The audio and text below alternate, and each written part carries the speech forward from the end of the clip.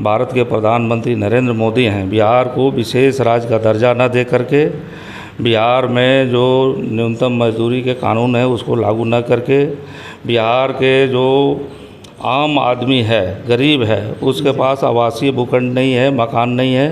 बिहार में जातीय गणना के क्रम में बात सामने आई थी कि 41% जो लोग हैं उनके पास जो है कच्चे मकान हैं।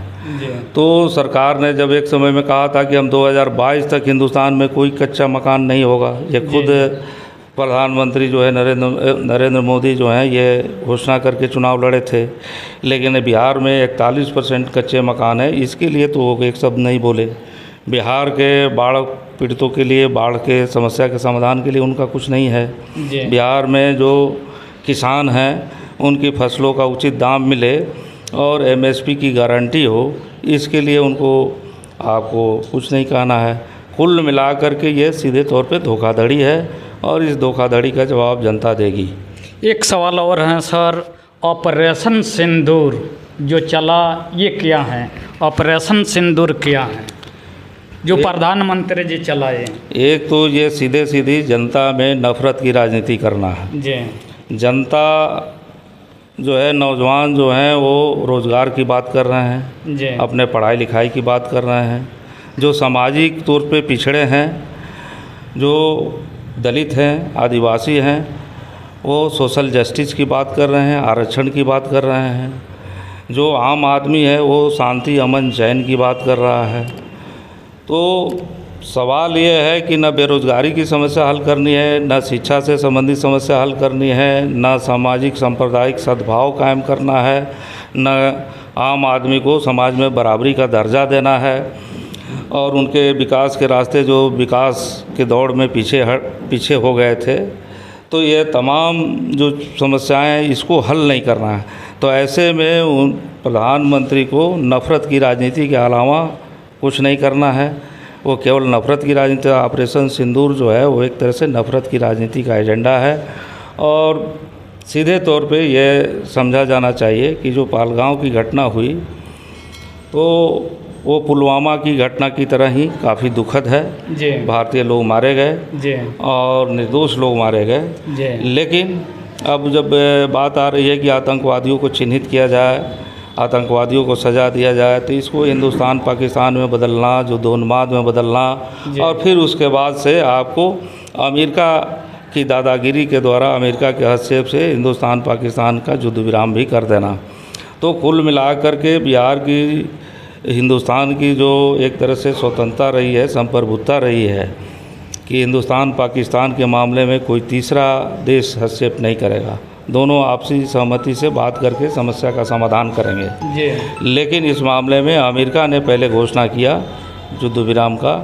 तो ये कुल मिलाकर के जो स्थिति है कि नरेंद्र मोदी की सरकार में देश की संप्रभुता जो है, आज़ादी जो है, वो भी खतरे में है। सेना खतरे में है, देश के आम नागरिक खतरे में, और ये इसका कारण है कि नफ़रत की राजनीति उनको करना है। तो ये ऑपरेशन सिंदूर जो है नफ़रत की राजनीति है और इसको लोग समझ गए हैं। इसलिए वो चाहे वो विक्रमगंज में उनका कार्यक्रम हो या पटना का रोड शो हो, तो लोग उसमें भाग नहीं ले रहे हैं।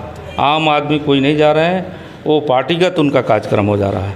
माने पार्टियों के कार्यकर्ता जाते हैं, लेकिन आपको आम आदमी को उससे कोई मतलब नहीं रह गया। आम आदमी सब समझ गए हैं, बिहार की जनता भी समझ गई है कि ये जो है हमको धोखा दिया जा रहा है, इसलिए कहीं कोई भागीदारी नहीं है और कोई प्रधानमंत्री के आने पर कोई उत्साह नहीं। लेकिन प्रधानमंत्री का एक और अभियान चलने वाला है जो सोशल मीडिया पर काफ़ी बवाल किया हुआ है कि हर घर सिंदूर भेजेंगे।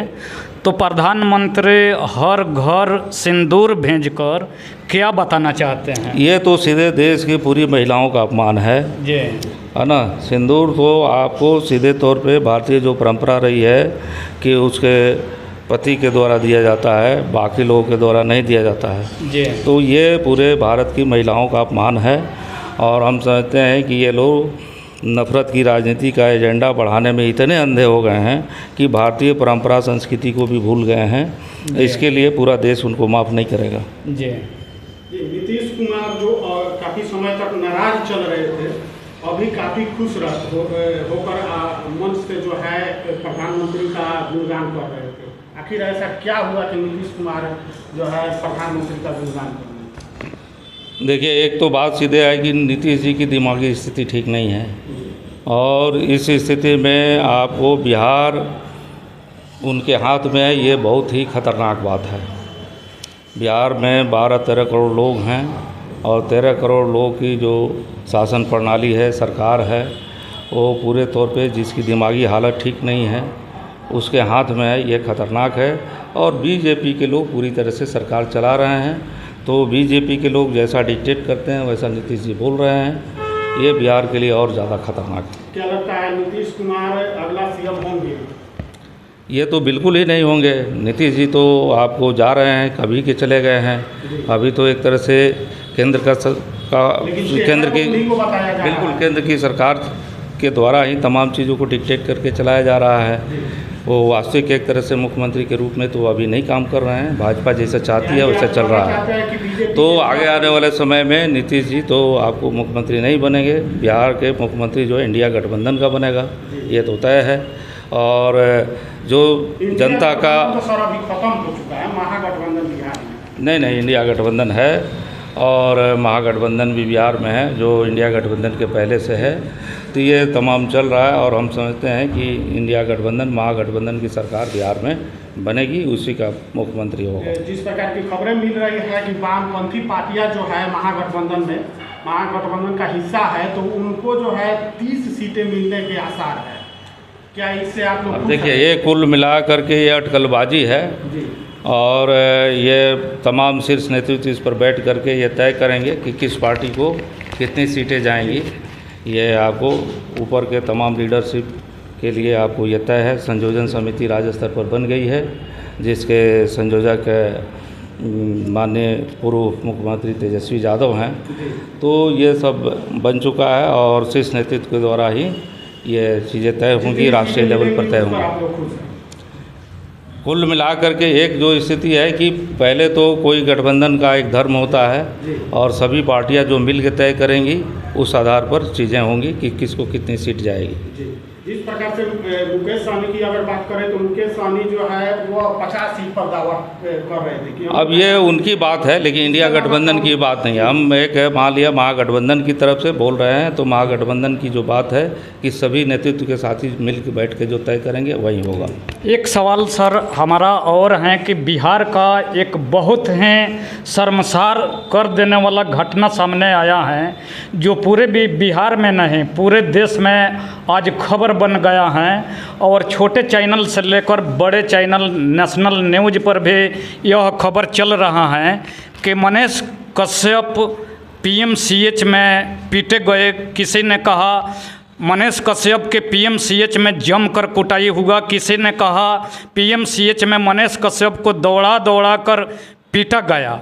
लेकिन बिहार के प्रशासनिक अधिकारी से लेकर और भाजपा के एक तरफ मनीष कश्यप नेता थे और दूसरे तरफ पत्रकार थे, तो नेता कुटाए हैं पिटाए हैं, तो इस पर क्या कहेंगे? और एक पत्रकार की पिटाई हुआ है, तो इस पर क्या कहेंगे? इस मामले में अभी हमको पूरी डिटेल जानकारी नहीं है जी, लेकिन कुल मिलाकर के ये भाजपा का अपना अंदरूनी विवाद है जी, और हम समझते हैं कि ये भाजपा के लोगों को हल करना है, क्या है कहाँ नहीं है, तो इस मामले में हमारा विशेष कोई बात नहीं। अच्छा सर भाजपा की बात ना करें, सिर्फ बात करें एक देश के नेता की, एक स्टेट के नेता की, और बात करें सिर्फ एक पत्रकार की। हम किसी पार्टी और की बात नहीं कर रहे हैं, तो एक नेता को पिटा जाना या पत्रकार की पिटा जाना, ये इस पर क्या कहेंगे? ये एक तो सीधे तौर पे जो लोग आपको पत्रकारिता के मानदंडों को पूरा नहीं करते हैं जी, तो वैसे लोग तो आपको बार्गेनर हो सकते हैं, वो पत्रकार तो नहीं है जी।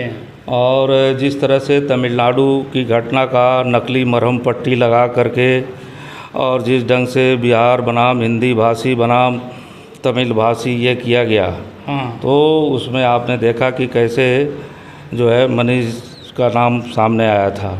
तो हम ये कहेंगे कि पत्रकारिता के उसूलों मानदंडों, पत्रकारिता की स्वतंत्रता जो है और तमाम तरह के लोकतंत्र को मजबूत करने वाला जो उनका रोल है, तो उस रोल में तो हमने उनको कभी नहीं देखा, इसलिए आज से इस पर कोई बात ना करें तो अच्छा है। अच्छा सर, बड़े बड़े चैनल वाले धरातल पर नहीं आते हैं, लेकिन छोटे छोटे पत्रकार, जैसे कोई फ़ोन करता है कि राशन कम मिल रहा है, स्कूल में खिचड़ी नहीं मिल रहा है, थाना पर घूस लिया जाता है, तो हम जैसे छोटे छोटे लोग जो यूट्यूबर हैं और लोगों की फ़ोन करने पर भ्रष्टाचार और समस्या को दिखाने थाना, ब्लॉक, स्कूल या नाली, पुल, पुलिया, खड़ंजा को हम लोग दिखाने के लिए चले जाते हैं, और पत्रकार को लोगों के द्वारा थाना में प्रशासन के द्वारा पिटाई हो जाता है, स्कूल में टीचर के द्वारा पिटाई हो जाता है, ब्लॉक में ब्लॉक प्रशासन के द्वारा पिटाई हो जा रहा है। तो तमिलनाडु की बात और मनीष कश्यप की बात को छोड़िए, आए दिन पत्रकारों को पीटा जाता है, हत्या होता है, इस पर सर क्या कहेंगे? आप ही बोले हैं कि मीडिया स्वतंत्र है, तो फिर एक सीमित भी पदाधिकारियों के द्वारा बना दिया गया है कि आपको थाना में वीडियो नहीं बनाना है, स्कूल में आपको वीडियो नहीं बनाना है, ब्लॉक में नहीं बनाना है। तो चारों तरफ जब मीडिया के प्रतिबंध लगाया गया है, तो आखिर सर बता दीजिए कि लोकतंत्र की चौथा स्तंभ मीडिया है, तो स्वतंत्रता इनके कहाँ गई और कहाँ जाकर वीडियो बनाएंगे और न्यूज़ दिखाएंगे? कहाँ कहाँ लीगल हैं और कहाँ हम लोगों को जाना अनलीगल है? एक तो बात सीधे तौर पे हम ये कहेंगे कि पत्रकारिता के मानदंडों की हमने बात की जी, उसकी स्वतंत्रता की बात की जी जी तो यदि पत्रकार लोग दलाल बन जाएं सत्ता के, जी, कि सत्ता से जुड़े लोग जो पदाधिकारी हैं, भू माफिया हैं, तमाम विभागों में माफिया लुटेरे हैं, उनका पक्ष पोषण के लिए पत्रकारिता की जाए, सरकार के तमाम गलत कुकृत्यों को ढकने के लिए पत्रकारिता की जाए, जी जो ऐसा कि आज पूरे गोदी मीडिया के द्वारा हो रहा है, जी जी जी तो ये तो सरासर कोई पत्रकारिता नहीं है, ये एक तरह से कहिए दलाली है। जी तो हम समझते हैं कि इस तरह की चीज़ों का तो बिल्कुल ही खंडन हम लोग करते हैं। दूसरी बात, जो आम जनता से जुड़े हुए और जनता के ज़रूरी सवालों को उठाने वाले पत्रकार हैं, जी, तो निश्चित ही इन पर हमले बढ़े हैं, और जो भाजपा की सरकार है पूरी तौर पे लोकतंत्र और संविधान में विश्वास नहीं रखती है। केंद्र की सरकार जी, जो बिहार को भी एक तरह से आज संचालित कर रही है, भले ही मुख्यमंत्री के रूप में नीतीश जी का चेहरा सामने हो, तो ये लोग जो है लोकतंत्र के तमाम जो ढांचे हैं, ताना बाना है, सिस्टम है, वो तमाम चीज़ों को ख़त्म कर रहे हैं, संविधान को ख़त्म कर रहे हैं, पत्रकारों पर भी हमले कर रहे हैं, पत्रकारों को जेल दे रहे हैं। तो इसके खिलाफ़ हम लोग लड़ रहे हैं, और पूरे तौर पे कहीं भी पत्रकारों पर जुल्म है जो सचमुच में जनता के पक्ष में है, तो हम उनके पक्ष में लड़ रहे हैं। जी सर, एक लास्ट सवाल है, क्या सिकटा विधानसभा से एक बार फिर आप चुनाव लड़ने जा रहे हैं? अब देखिए, ये तो कुल मिलाकर के पार्टियां तय करती हैं कि कौन लड़ेगा, है ना, किस पार्टी का उम्मीदवार कौन होगा, ये पार्टियां तय करती हैं। तो ये तो आगे पार्टियों को तय करना है, ये खुद तो घोषणा नहीं की जा सकती, तो पार्टी तय करेगी, जो उम्मीदवार होंगे वो लड़ेंगे। चलिए, हमारे साथ जुड़े थे सिकटा मैनाटांड़ के माननीय विधायक श्री वीरेंद्र प्रसाद गुप्ता जी, और काफ़ी देर तक इनसे हमारी वार्ता हुई और अपना कीमती समय देकर जो बताए हम आप लोगों को दिखाने का प्रयास कर रहे हैं। अब आप लोग सोच समझकर कमेंट बॉक्स में ज़रूर कमेंट करेंगे कि यह कथन कितना सही है और कितना झूठ है। चैनल पर नए हैं तो आप सब्सक्राइब कीजिए, लाइक कीजिए, कमेंट कीजिए और शेयर कीजिए। तब तक हम अगले वीडियो में फिर आएंगे। जय हिंद, जय भारत।